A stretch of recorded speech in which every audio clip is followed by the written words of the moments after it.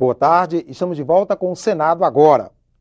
Na madrugada desta quarta-feira, a Câmara rejeitou a redução da maioridade penal. Agora há pouco, o presidente do Senado, Renan Calheiros, disse que uma comissão especial vai analisar as propostas que tratam do assunto para decidir qual delas vai a plenário. Uma dessas propostas é de autoria do senador Aloísio Nunes. Vou conversar com os líderes, vamos criar uma comissão num prazo a ser estabelecido com eles, para que nós possamos apreciar, num esforço só, todas as matérias que tratam da redução da maioridade penal ou de alteração no ECA. Minha proposta é uma alternativa moderada, porque ela mantém a regra dos 18 anos, mas ela permite que, em casos excepcionais de crimes violentos, crimes hediondos, já a partir dos 16 anos, mediante um processo judicial em que o juiz vai averiguar se aquele jovem tem condições de assumir responsabilidade em razão do seu desenvolvimento mental, nesses casos ele pode aplicar já a lei penal a partir de 16 anos. E sendo condenado, a pena será cumprida num estabelecimento à parte. O senador José Serra tem uma proposta que aumenta o tempo de internação de 6 para 10 anos quando o adolescente comete crime hediondo. O senador José Pimentel apresentou um substitutivo, reduzindo o máximo de internação para 8 anos.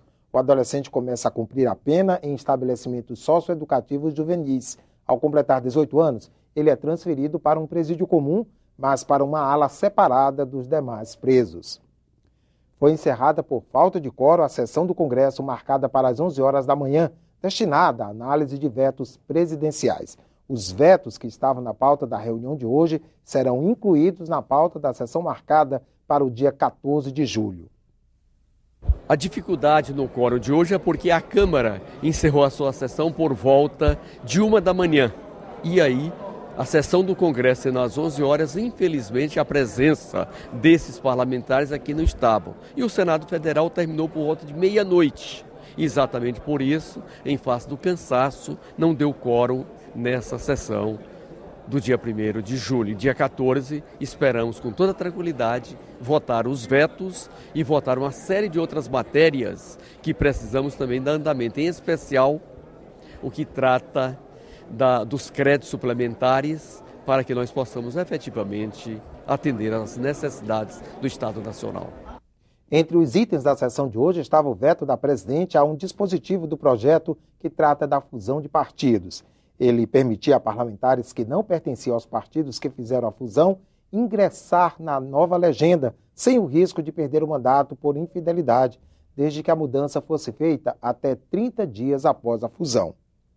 A Comissão de Constituição e Justiça sabatinou 2 candidatos ao Conselho Nacional de Justiça para o biênio 2015-2017. Indicada pelo plenário do Superior Tribunal de Justiça, a juíza Daldice Maria Santana de Almeida foi aprovada por 22 votos a 2. O advogado José Norberto Lopes Campelo, escolhido pelo Conselho Federal da Ordem dos Advogados do Brasil, foi aprovado por 23 votos a 1. O plenário do Senado deverá analisar em regime de urgência os nomes dos 2 postulantes. A meia entrada para idosos em teatros, cinemas e shows foi tema de debate na Comissão de Direitos Humanos. O artigo que previa essa cota na lei sancionada em 2013 foi vetado. A discussão agora é sobre a possibilidade de incluir o benefício no projeto de lei que regulamenta a meia entrada em todo o país. Os preços de ingressos de eventos culturais no Brasil estão entre os mais altos do mundo. Segundo os empresários do setor, a causa do custo elevado é a atual política de meia entrada praticada no país.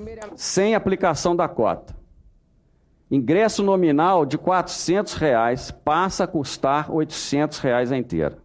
Isso é o que acontece. Se não tem cota e tem meia entrada, os ingressos nominais vão dobrar de preço. Se o preço normal seria R$ 30, o que ele faz? Ele aumenta o preço para 60, para ele ter o 30 que ele precisa ter para fechar as contas dele. O Ministério da Cultura e a União Nacional dos Estudantes, defendem que os idosos entrem na cota de 40% junto com as outras categorias beneficiadas. É fácil perceber de que o direito fica garantido e, ao mesmo tempo, você viabiliza o espetáculo. Se você pende para um dos dois lados, ou você eliminar o direito, que seria um erro, ou eliminar a possibilidade da viabilização econômica do espetáculo, a gente não vai sair do mesmo lugar. A gente vai ficar como é hoje, que é um preço estratosférico que praticamente inviabiliza a presença de boa parte da população nas salas de cinema. Não sei se vocês sabem, só 13% dos brasileiros vão ao cinema. A gente, quando vai ao teatro, quando vai ao cinema hoje, a gente acha que está tendo acesso ao direito. A gente acha que o Estatuto do Idoso está sendo cumprido, que o Estatuto da Juventude está sendo cumprido, mas a verdade é que nós estamos sendo enganados. Porque quando a gente paga o preço da meia, na verdade, a verdade nua e crua é que esse preço é um preço de inteira. O secretário nacional de Promoção e Defesa dos Direitos Humanos disse que a Secretaria de Direitos Humanos da Presidência da República está aberta ao diálogo, mas se posicionou contrário à cota para idosos em eventos culturais. Para a procuradora do Ministério Público de Pernambuco, Helena Araújo, a lei é clara e os idosos não entram na cota. A lei que instituiu a meia entrada tem um veto. Quando ela saiu do Congresso, ela saiu com o artigo 7º, prevendo a questão da meia entrada, o idoso, incluindo na cota dos 40%. O artigo 7º que previa, vetou. Então, não cabe mais incluir o idoso na questão dos 40%. Ficou simplesmente assim. O idoso tem direito ao ingresso em 50% e ponto final. O presidente da Comissão de Direitos Humanos, Paulo Paim, sugeriu no final da reunião a criação de uma comissão para debater o tema e construir um consenso sobre a meia entrada para idosos.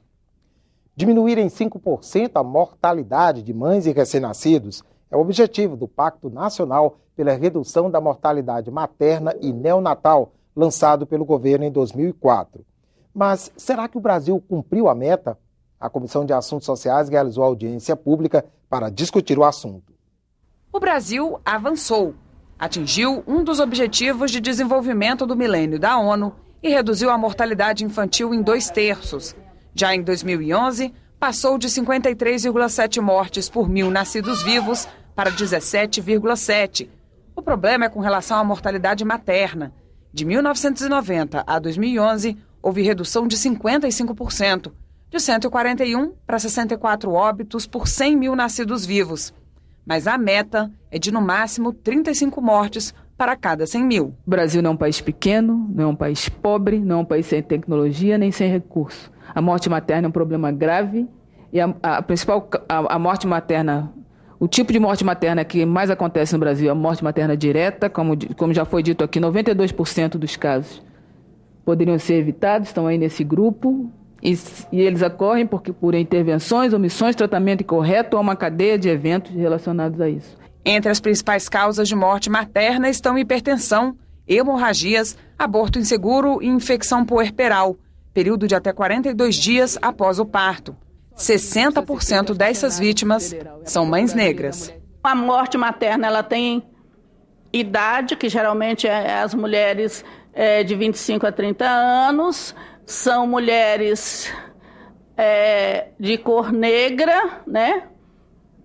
E são mulheres pobres. Para mim, chocou a questão da mortalidade da mulher negra. Não chocou nem a questão da morte evitável, que a gente sabe que existe, né? Que pode ser evitada, mas a questão da crescente mortalidade da mulher negra, isso me deixou chocada. Eu acho que merece realmente uma ação da gente, enquanto senadores. Qual é a manifestação de racismo nesse caso, doutora Jurema? Vou dar o exemplo. De como acontece, porque é uma coisa... Obrigada. Sabe, muito... As pessoas negras recebem menos atenção dos profissionais de saúde. Menos exames, e é lamentável, e há evidência científica, já temos teses de doutorado, já temos pesquisas científicas suficientes demonstrando isso. É terrível, senadora. A representante do Ministério da Saúde falou sobre ações adotadas pelo governo para cumprir o Pacto Nacional.